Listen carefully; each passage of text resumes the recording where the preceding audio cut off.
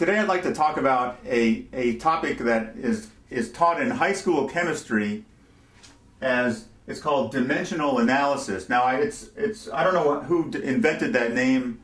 In physics there is something else that's actually called dimensional analysis, which involves finding a dimensionless constant that you can use to make sure that your experiment, which might be a small scale, matches the performance of a big, like if you're going to do a wind tunnel of a 747, you don't have a wind tunnel big enough for a 747, so you make a little model of a 747, and then you say, no wait, how do we have to adjust the speed of the flow of air or whatever to simulate what would actually happen with the real thing and have it be valid? But dimensional analysis in high school chemistry is something else.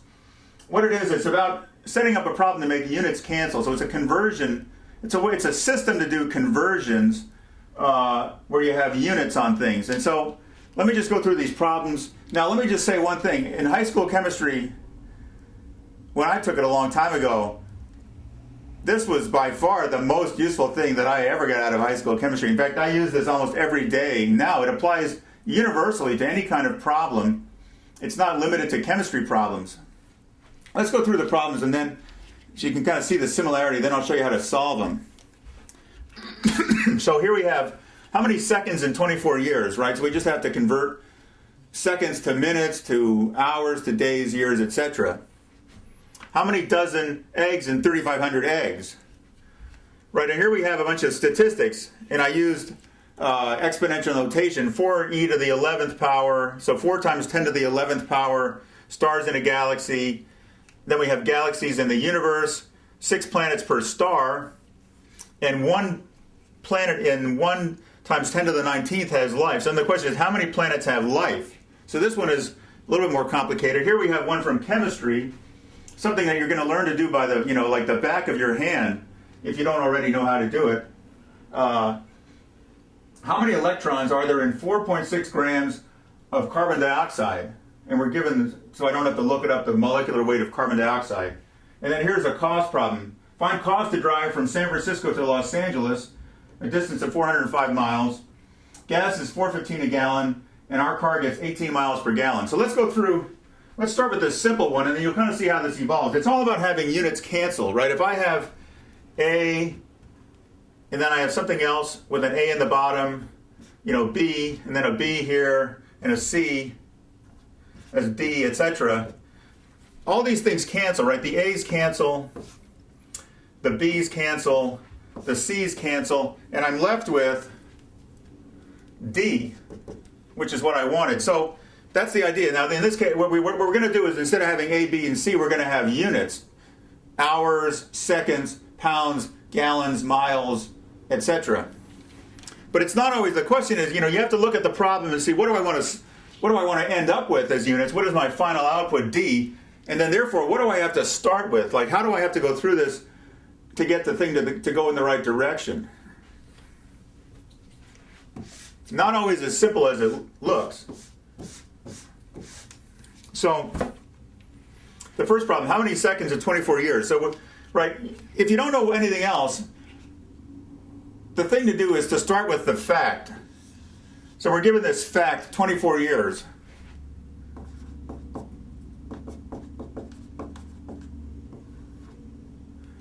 And so now we're going to say we have to convert years. We can convert years to months, right? 12 months. And then for each month, we have, let's say, an average of 30 days. And then we have days. We have 24 hours.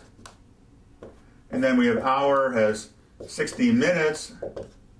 And then a minute has 60 seconds. Right, so here you can see how we went through this. Now all these things cancel, right? The years cancel, the months cancel, the days cancel, the hours cancel, the minutes cancel, and we're left with seconds. And we just have to crunch through all these numbers. 24 times 12 times 30 times 24 times 60 times 60. So a lot of seconds. Hopefully you see that that's kind of how these things are done. So let's just do the same thing here. How many dozen in 3,500 eggs? We have to start with a fact. We only have one fact, 3,500 eggs.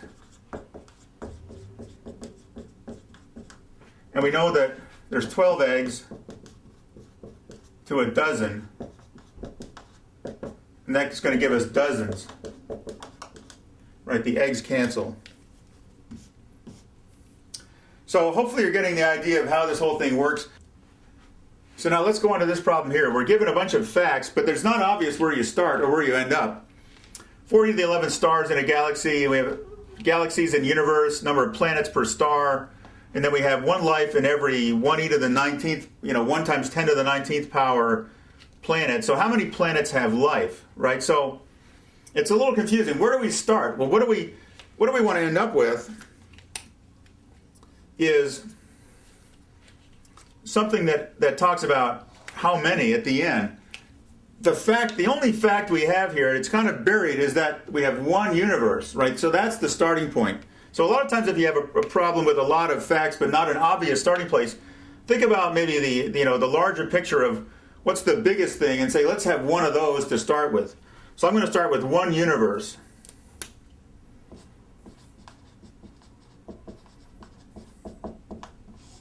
Now we have this many galaxies, right? 1.25 e to the 11th galaxies per universe. No, wait, I did this, doing my fraction the wrong way here. What am I thinking? We have a universe,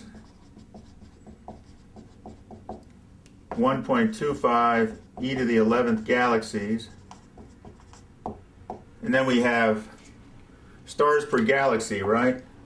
Galaxy has 40 to the 11th stars. And then we have planets per star, 6 planets. So now we have planets in the universe. What we have to say is which of these planets have life. And we know that there's one planet, one life in 1 times 10 to the 19th planets.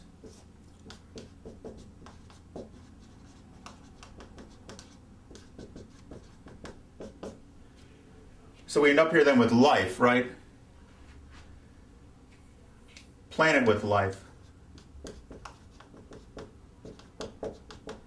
And so if you crunch through this stuff, now these numbers are actually true, they're accurate. I pulled this together from some scientific sources. So if you crunch through these, and this will be a good practice, do it by hand. Don't just put all these exponential notations in your calculator. Do it by hand to get the exponent, and then just, because here we have 10 to the 11th, right? So on the top we've got a lot. Let's just go through and look at it. Here we have 10 to the 11th, right? And remember when we multiply numbers with exponents, we add the exponents. Here we have 11. 11 is 22. Here's 10 to the first, right? It's 23. So we have 23, e to the E23 on top. And here in the bottom we have E19. So how many planets does that give us?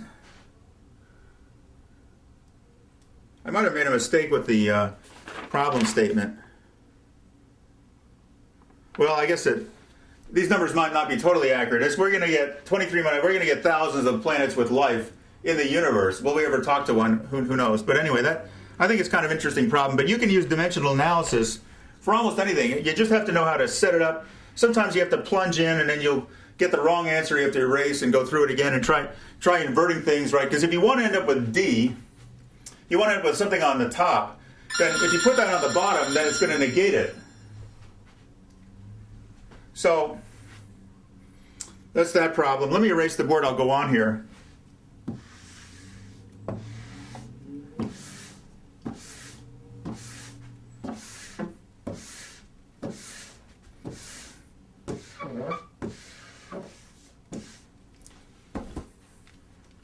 Let's do the classic chemistry problem. How many electrons in 4.6 grams of carbon dioxide, right? So we have a known starting point here, 4.6 grams. And we have to now convert that. So what do we have to convert it into first? Well, electrons, remember, are a property of how many atoms, right? How many molecules, and then each molecule has 1 carbon and 2 oxygen atoms. But the way we know number of molecules is the Avogadro number, which is not stated here, so you have to know the Avogadro number. So 4.6 grams, we know that there's 44 grams per mole. That's the molecular weight of carbon. When I get done with this, I'm going to say a word about significant figures also. So we have 44 grams per mole. And now we say how many electrons, right? So in each mole, we have 6.02 times 10 to the 23rd molecules. And we know that each molecule has, well, let's see, carbon is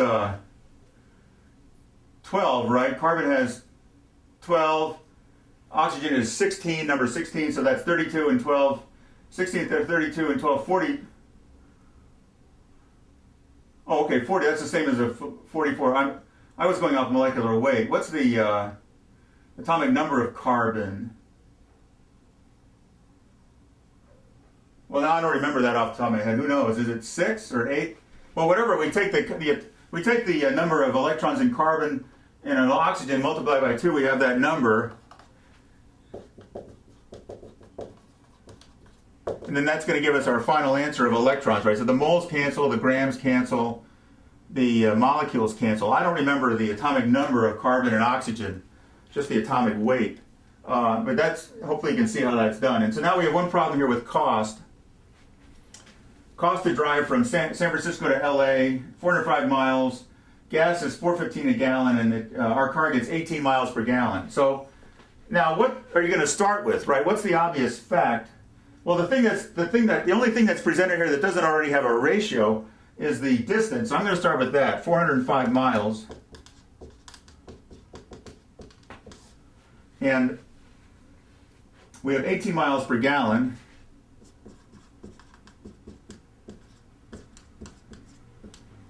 And we have $4.15 per gallon, right? So that's going to then give us dollars. The cost is in dollars. The miles cancel, gallons cancel. So hopefully you can see that this is an incredibly powerful tool that will help you to solve all kinds of problems, word problems, things in life, you know. You just have to know how to set it up. And the idea is you want to have everything canceled, and so that the thing on top that you're left with is the final answer. Okay, I hope this makes sense. We're going to do a whole series of videos on chemistry, and I hope you find them useful. Send all your problems or questions to solve@midnighttutor.com.